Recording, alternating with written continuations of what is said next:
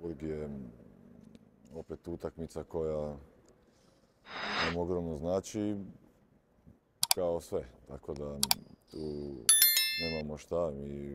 Burg, ja mislim da igraju u odličnoj nekoj seriji. Ja mislim da su uzastopnih 10 pobjeda od 14 utakmica, 13 dobijenih. Znači to je tim koji igra baš brzo, baš efikasno. Dobili su i Gran Canariju u posljednjem meču Eurokupa, tako da poštovanja vredan protivnik.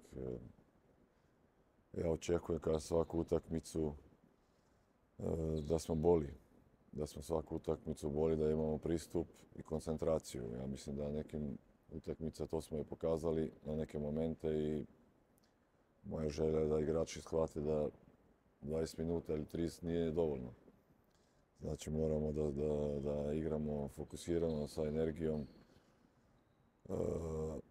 i samo tako možemo da se nadajemo pozitivnom rezultatu. Inače, protiv tako dobre ekipe sve drugo ne dolazi u obzir.